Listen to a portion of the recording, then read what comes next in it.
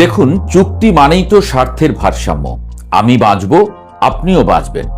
কিন্তু যখন স্বার্থের হিসাব এমন দাঁড়ায় যে নিজেরটাই বেচে দিয়ে অন্যেরটা বাঁচাতে হয়, তখন আর তাকে চুক্তি বলা যায় না। এ কেমন বাণিজ্য, যেখানে দেশের বাজার, সিদ্ধান্ত সবকিছু তুলে দিয়ে শেষে বলা হচ্ছে সমতা? স্বার্থ রক্ষা করতে গিয়ে যদি দেশটাই বন্ধক রাখতে হয়, তাহলে সেটা স্বার্থ না, সেটা সরাসরি বিক্রি।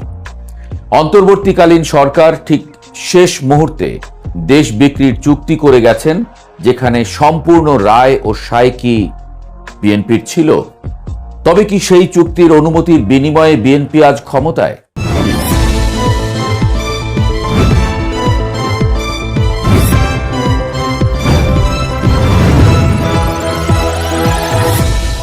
আপনি যদি সাম্প্রতিক সময়ের দিকে তাকান, দেখবেন বাংলাদেশ তেলের বাজারে নিজস্ব সিদ্ধান্ত নিতে যেন কেমন এক অদৃশ্য দেয়ালে আটকে যাচ্ছে। কোথা থেকে কিনবে, কি দামে কিনবে, এসব প্রশ্নের উত্তর আর একা দিতে পারছে না। যেন কোনো এক অদৃশ্য অভিভাবক কানে কানে বলে দিচ্ছে এটা করবে, ওটা করবে না। এই অদৃশ্য অভিভাবকের জন্ম কিন্তু হঠাৎ করে হয়নি। এর বীজ বপন করা হয়েছে একটি চুক্তির মাধ্যমে, যা হয়েছিল নিঃশব্দে, তাড়াহুড়োয় এবং বিস্ময়করভাবে জনচক্ষুর আড়ালে। গত 9 ফেব্রুয়ারি অন্তর্বর্তীকালীন সরকার যুক্তরাষ্ট্রের সঙ্গে এমন একটি বাণিজ্য চুক্তি স্বাক্ষর করল, যা নিয়ে যত কম কথা বলা হয়েছে তার প্রভাব তত বেশি। 12 ফেব্রুয়ারি জাতীয় সংসদ নির্বাচন, মাত্র 3 দিন আগে একটি অনির্বাচিত সরকার এমন একটি দীর্ঘমেয়াদী, গভীর, প্রভাববাহী চুক্তিতে স্বাক্ষর করল, যার দায়ভার তাদের বহন করার কথা নয়। প্রশ্ন উঠেছে, কিন্তু উত্তর মেলেনি। যেন প্রশ্নগুলো বাতাসে উঠছে আর উত্তরগুলো কোথাও ইচ্ছাকৃতভাবে লুকিয়ে রাখা হয়েছে। জাতীয় নির্বাচনের ডামাডোলে এ নিয়ে তেমন আলোচনা হয়নি। এর মধ্যেই সমালোচনা শুরু হলে পররাষ্ট্রমন্ত্রী ডক্টর খলিলুর রহমান বললেন, বিএনপি ও জামায়াতকে আগেই জানানো হয়েছিল, তাদের সম্মতিও নেওয়া হয়েছে। জামায়াত সঙ্গে সঙ্গে আপত্তি জানিয়েছে এবং নিজের অবস্থান পরিষ্কার করে বলেছে, না, এমন কিছু হয়নি। তবে বিএনপি নীরব। এই নীরবতা যেন কোনো সাধারণ নীরবতা নয়, বরং এমন এক নীরবতা যার মধ্যে অস্বস্তি, সন্দেহ আর রাজনৈতিক হিসাব নিকাশ সবই মিশে আছে। চুক্তির বিস্তারিত প্রথমে জানা যায়নি। পরে যুক্তরাষ্ট্রের বাণিজ্য প্রতিনিধির দপ্তর তাদের ওয়েবসাইটে 32 পৃষ্ঠার দলিল প্রকাশ করে। Agreement on reciprocal trade, RTA. নামটা শুনে মনে হতে পারে দুই পক্ষের সমান সুবিধা, কিন্তু দলিল খুলে পড়লে বোঝা যায় এ যেন একতরফা সুবিধার সুচারু নকশা। চুক্তি অনুযায়ী বাংলাদেশকে যুক্তরাষ্ট্র থেকে 14টি বোয়িং উড়োজাহাজ কিনতে হবে। আগামী 15 বছরে $1500 কোটি জ্বালানি কিনতে হবে। বছরে $350 কোটি কৃষি পণ্য আমদানি করতে হবে।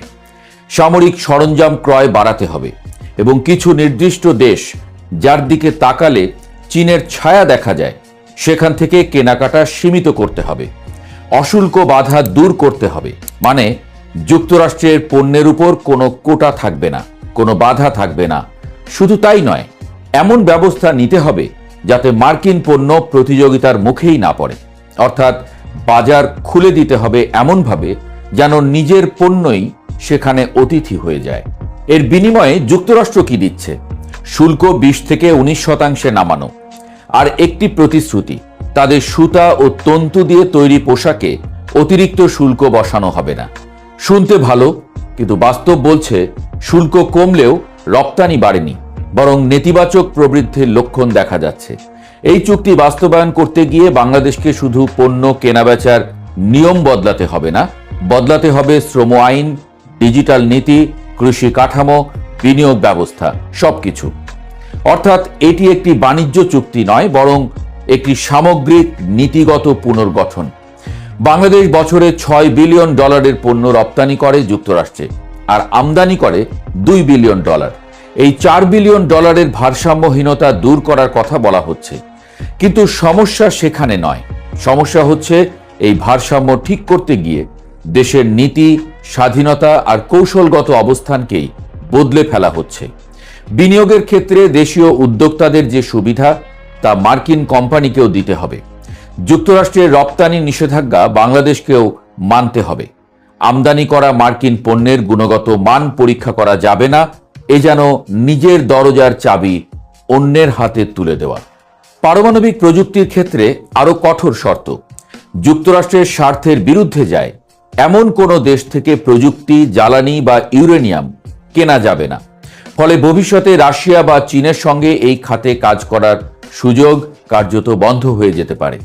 চুক্তির আরেকটি গুরুত্বপূর্ণ দিক, বাংলাদেশকে যুক্তরাষ্ট্রের নিষেধাজ্ঞা অনুসরণ করতে হবে। অর্থাৎ কোনো আন্তর্জাতিক দ্বন্দ্বে বাংলাদেশ নিরপেক্ষ থাকতে পারবে না। পরাশক্তির লড়াইয়ে এক পক্ষ বেছে নিতে বাধ্য হবে। এতে করে শুধু অর্থনীতি নয়, কূটনীতিও প্রভাবিত হবে। ইতোমধ্যে ইরান ও চীনের মতো দেশগুলোর সঙ্গে সম্পর্কের উপর এর প্রভাব পড়ার আশঙ্কা তৈরি হয়েছে। কৃষি খাতেও চাপ বাড়বে। যুক্তরাষ্ট্রের দেওয়া সনদ বাংলাদেশে গ্রহণযোগ্য হবে, তাদের কৃষি পণ্য অগ্রাধিকার পাবে। ফলে দেশীয় কৃষক পড়বে অসম প্রতিযোগিতায়। শ্রম খাতে পরিবর্তন আনতে হবে, ধর্মঘটের উপর বিধিনিষেধ তুলে নিতে হবে, ট্রেড ইউনিয়নের বিরুদ্ধে বৈষম্যের শাস্তি বাড়াতে হবে এবং 2 বছরের মধ্যে ইপিজেডকে সাধারণ শ্রম আইনের আওতায় আনতে হবে। চুক্তির ভাষা নিজেই অনেক কিছু বলে দেয়। যুক্তরাষ্ট্রের নাম এসেছে 59 বার আর বাংলাদেশের নাম এসেছে 205 বার। অর্থাৎ কে কি করবে তার তালিকা মূলত বাংলাদেশের জন্যই লেখা। এই চুক্তির ফলে অন্য দেশগুলোও একই ধরনের সুবিধা চাইতে পারে। ইউরোপীয় ইউনিয়ন ইতিমধ্যে সেই ইঙ্গিত কিন্তু দিয়ে দিয়েছে। ফলে এটি কেবল একটি চুক্তি নয়, এটি ভবিষ্যতের জন্য একটি দৃষ্টান্ত। বিশ্ব বাণিজ্য সংস্থার নিয়মও এখানে বেছে বেছে ব্যবহার করা হয়েছে। যেখানে যুক্তরাষ্ট্রের লাভ সেখানে নিয়ম মানা হয়েছে, যেখানে বাংলাদেশের স্বার্থ সেখানে তা উপেক্ষা করা হয়েছে।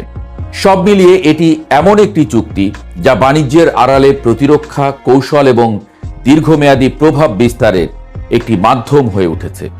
শিক্ষক ও গবেষক মাহা মির্জা যেমন বলেছেন, এই চুক্তি পড়ে তিনি কয়েক রাত ঘুমাতে পারেননি। তার প্রশ্ন, কিভাবে একটি দেশের বাণিজ্য মন্ত্রণালয় নিজের দেশের স্বার্থ এভাবে বিসর্জন দিতে পারে? কিভাবে একটি পুরো বাজার অন্যের হাতে তুলে দেওয়া সম্ভব? এই প্রশ্নগুলো শুধু তার নয়, এগুলো এখন জনমনের প্রশ্ন। সবচেয়ে বড় বিস্ময়, অন্তর্বর্তীকালীন সরকার কেন এত তাড়াহুড়ো করল? যদি চাপ থেকেও থাকে তাহলে কেন এটি নির্বাচিত সরকারের জন্য রেখে দেওয়া হলো না? তাদের কি এমন দায় ছিল যা এত দ্রুত এই সিদ্ধান্ত নিতে বাধ্য করল? একটি স্বাধীন রাষ্ট্রের মূল ভিত্তি বা মূল শক্তি তার সিদ্ধান্ত নেওয়ার ক্ষমতা। সেই ক্ষমতা যদি ধীরে ধীরে সীমিত হয়ে যায় তাহলে উন্নয়ন যতই হোক তার নিজের থাকে না। তবে এখনো সুযোগ আছে। চুক্তি 60 দিনের নোটিশে বাতিল করা সম্ভব। নতুন সরকার চাইলে সংসদে আলোচনা করতে পারে, বিশেষজ্ঞদের মতামত নিতে পারে এবং প্রয়োজন হলে চুক্তি বাতিল বা পুনর্বিন্যাস করতে পারে। কারণ শেষ পর্যন্ত প্রশ্নটি অর্থনীতির নয়, এটি সার্বভৌমত্বের। বাংলাদেশ কি নিজের পথ নিজে বেছে নেবে নাকি অন্যের আঁকা মানচিত্রে হাঁটবে? সিদ্ধান্তটি এখন নেওয়া বাকি।